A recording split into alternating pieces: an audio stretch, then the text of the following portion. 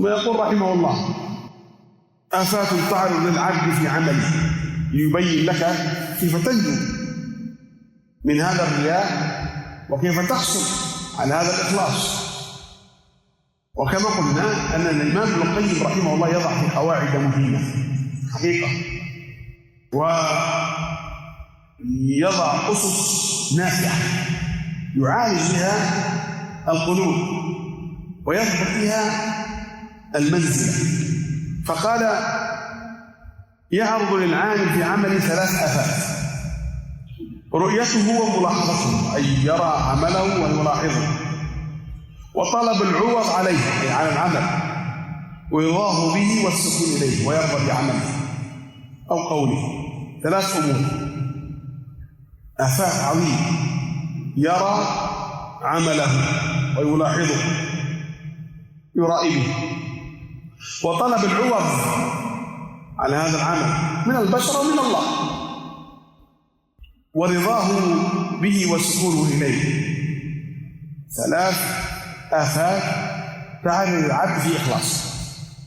قال: فالذي يخلصه من رؤيا عمله ومشاهدته لمنة الله عليه وفضله وتوفيقه له، وأنه بالله لا بنفسه، وأنه إنما أوجب عمله مشيئة الله لا مشيئته هو، كما قال الله تعالى: وما تشاءون إلا أن يشاء الله رب العالمين. وأنه لو خلى ونفسه لم يكن من فعله صالح شيء البتة، فإن النفس جاهلة ظالمة طبعها الكسل وإثار الشهوات والبطالة، وهي منبع كل شر ومأوى كل سوء، وما كان هكذا لم يصدر منه خير ولا هو من شأنه. انظر إلى هذا الكلام الماتع لهذا الإمام القيم. حينما تفعل العمل وترى أنك أنت قد فعلت هذا العمل وترائي به الناس كأنه عمل عظيم في ظاهرك أو في أقوالك أو في أعمالك، ترائي بهذا العمل وترى أن هذا العمل وتلاحظه أنه هذا كان مني أنا. قال: هذا هو عقبة وآفة تتعرض لك يا العبد. كيف العلاج منها؟ أن ترى مشاهدة الله عليك، منة الله عليك وفضله وتوفيقه لك، وأنك بالله لا بنفسك، وأنه إنما أوجب عمله مشيئته لك لا مشيئة نفسك. الله أشاء لك أن تكون هكذا وبهذه الصورة وبهذا العمل من قيام أو صيام أو عبادة أو طلب علم أو مال أو جاه أو غيره. ثم قال الله تعالى: وما تشاءون إلا أن يشاء الله. وأنه لو خلى بينك وبين نفسك لم يكن أبدا أن تفعل عملا صالحا. لماذا؟ قال: لأن النفس جاهلة ظالمة وطبعها الكسل وإثارة الشهوات والبطالة، وهي منبع كل شر النفس ومأوى كل سوء، وما كان هكذا لم يصدر منه الخير ولا هو من شأنه، ولكنه من فضل الله عليه. اي والله، اي والله، اي والله، منة الله علينا عظيمة وفضله علينا عظيم. اللهم لك الحمد حتى ترضى، ولك الحمد بعد الرضا، ولك الحمد على كل حال. أنت هديتنا، أنت علمتنا، أنت رزقتنا، أنت قومتنا، لك الحمد والمنة، لك الفضل. اللهم لا تزغ قلوبنا بعد إذ هديتنا. هكذا ينبغي على العبد حينما يعمل العمل أن يعلم أن هذا ليس بمشيئته وليس بحوله ولا قوته، إن من فضل الله ونعمته. فتقطع هذه الآفة وهذه الرؤية التي رأيتها من نفسك لأن ذلك من فضل الله. فالخير الذي يصدر منها إنما هو من الله تعالى وبه، لا من العبد ولا به، كما قال الله تعالى: ولولا فضل الله عليكم ورحمته ما زكى منكم من أحد أبدا ولكن الله يزكي من يشاء. وقال أهل الجنة: الحمد لله الذي هدانا لهذا وما كنا لنهتدي لولا أن هدانا الله.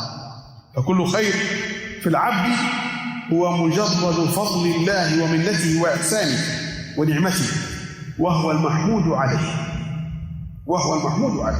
لا لغيره. فرؤية العبد لأعماله في الحقيقة كرؤية صفاته الخلقية من سمعه وبصره وإدراكه وقوته، بل من صحته وسلامة أعضائه ونحو ذلك، فالكل مجرد عطاء ونعمة وفضل من الله جل وعلا. نعم، حينما تنظر بنفسك ما قدمت من أعمال الصالحات فاعلم أيها العبد إنما هو من الله ومن فضله ومنته. كما أعطاك سمعك وبصرك ويديك ورجليك وصورك وأحسن صورة وسلم أعضاءك، هل أنت سلمت أعضاءك؟ هل أنت أعطيت لنفسك البصر وأعطيت السمع وأعطيت؟ ما أعطيته. كذلك تعلم أن هذه عطايا من الله، حتى الهداية منا من الله، لا بجدك ولا اجتهادك، إنما هو فضل من الله جل وعلا.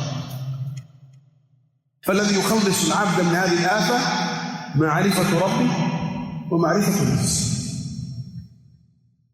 معرفة ربه أنه هو الذي من عليه وأعطاه، ومعرفة نفسه أن العبد الضعيف الأسير العبد الذي الذليل بين يدي الله جل وعلا الذي لا يملك.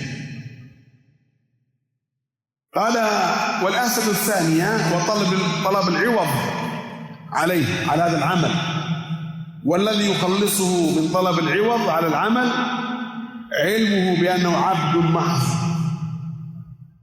والعبد لا يستحق على خدمته لسيده عوضا ولا أجرا،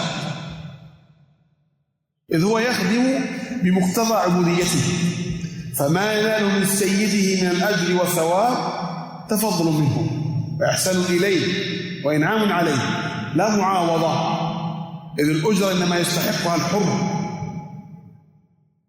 أو العبد الغير، فأما عبده نفسه فلا. فلهذا يقول ابن القيم رحمه الله والآفة الثانية التي هي طلب العوض على العمل، قال يخلصك منها علمك أنك عبد محض. والعبد الذي تحت سيده المولى الأسير، العبد الذي تحت سيده لا يستحق على خدمته لسيده عوضا، لأنه صار مملوكا لسيده لا عوضا ولا أجرا، إذ هو يخدم بمقتضى عبوديته، فما ينال من سيده من الأجر والثواب تفضل من الله وإحسان إليه وإنعام عليه لا معاوضة. نعم، نحن عبيد. هل نصلي لنطلب من الله عز وجل العوض؟ هل نزكي لنطلب من الله العوض؟ هل ندعو لنطلب من الله العوض؟ هل ندعو الله جل وعلا لنطلب من الله العوض؟ هل نتصدق؟ هل نجاهد لنطلب من الله العوض؟ إنما يكون عملنا أنه هذا استحقاق لله جل وعلا، هو المستحق لهذه العبادات. فنحن عبيد نواصينا بيده ماضي فينا حكم. إذا أنت فبعضهم يمن على الله بأنه صلى، ويمن على الله بأنه تصدق، ويمن على الله بأنه أعطى، ويمن على الله بأنه أنا وغيره. يمنون عليك أن يسلموا، قل لا تمنوا علي إسلامكم بل يمن عليكم من هداكم. هدانا الله جل وعلا، لا تمن على الله، فلا ترجو العوض من الله، بل أنت عبد محتاج إلى ربك جل وعلا، وأنت عبد محض تحت سيدك لا ترجو عوضا ولا أجرا.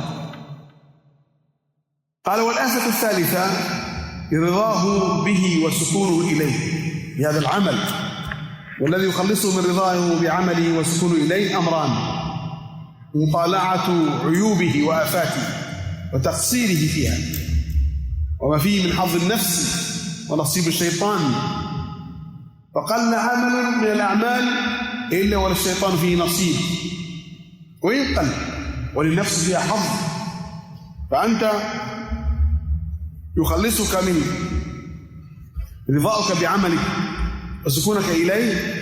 انظر إلى عيوبك، الكثيرة، انظر إلى آفاتك وتقصيرك وما فيها من حظ النفس وما فيها من نصيب الشيطان الذي ما ترك بشيء إلا أخذ منه.